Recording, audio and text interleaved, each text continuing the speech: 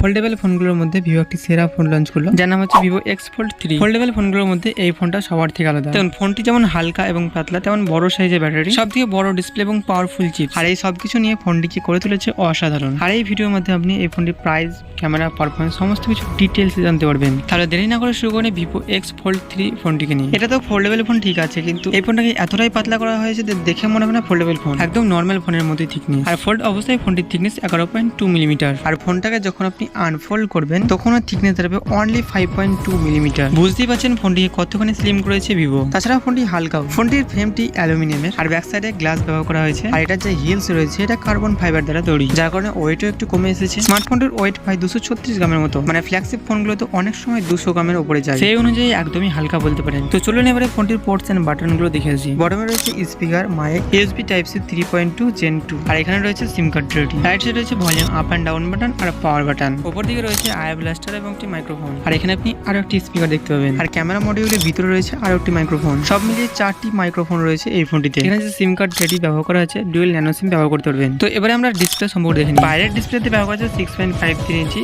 1.5K রেগুলেশনের সঙ্গে LTPO AMOLED display. আর refresh দেখছে 120 hertz. এখানে 4500 নিটস এর পিক ব্রাইটনেস রয়েছে। আর এটা তো বাইরের ডিসপ্লে ছিল, ভিতরের যে ডিসপ্লেটা রয়েছে এই ভিতরের ডিসপ্লেটি রয়েছে 8.03 inch 2K LTPO AMOLED display 120 hertz রিফ্রেশের সাথে। আর ভালো লাগার মতো বিষয় হলো দুটি ডিসপ্লেতেই 4000 প্লাস ব্রাইটনেস দেওয়া আছে। আর ফোল্ডেবল ফোনের মধ্যে এটাই সবথেকে ব্রাইট ডিসপ্লে। এর স্ক্রিন টু বডি রেশিওর কথা বললে ওপর এবং সাইডে একদমই পাতলা করা হয়েছে, যার কারণে দেখতে দারুণ লাগছে। তবে আমরা স্পেসিফিকেশন সম্পর্কে কথা বলে আসি। আর এখানে সবথেকে শক্তিশালী লেটেস্ট চিপসেট ব্যবহার করেছে Qualcomm Snapdragon 8 Gen 3। ফোনটি একটি মাত্র ভেরিয়েন্ট অপশনেই পাওয়া যাবে, অর্থাৎ 16GB র্যামের সঙ্গে 512GB storage, LPDDR5X RAM, UFS 4.0 storage. আর আন্তর্জাতিক স্কোর প্রায় 2 মিলিয়নের উপরে আছে। টপ নচ পারফরমেন্স পাচ্ছেন এই ফোনটি থেকে। হাই গ্রাফিক্সের গেমগুলো স্মুথলি কোনো ধরনের হিটিং প্রবলেম ছাড়া আপনি খেলতে পারবেন। আর ফোল্ডেবল ফোনগুলো সাধারণত হার্ড ইউজিং এর জন্য কিনে থাকেন, আর এটাতে এগুলো ভালোভাবে সামলাতে সক্ষম। আর এই ফোনটি প্রথম কোনো ফোল্ডেবল ফোন। 5700 mAh এর বড় সাইজের ব্যাটারি ব্যবহার করা হয়েছে, সাথে 100 ওয়াটের ফাস্ট চার্জিং এবং 50 মেগাপিক্সেলের ওয়্যারলেস চার্জারের সাপোর্ট দেওয়া আছে। কানেক্টিভিটি কথা বললে 5G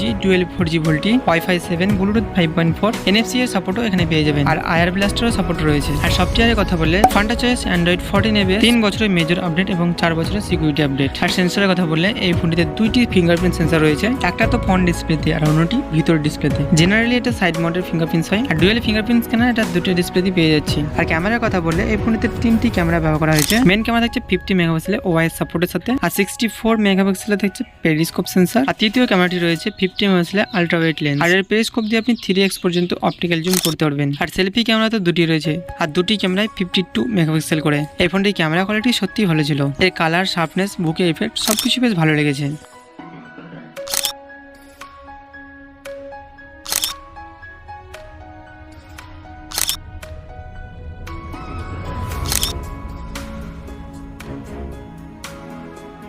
ভিডিও কপি নিয়ে কথা বলে আপনি 8K 30 FPS শুট করতে পারবেন, 4K তে 60 FPS শুট করা যাবে।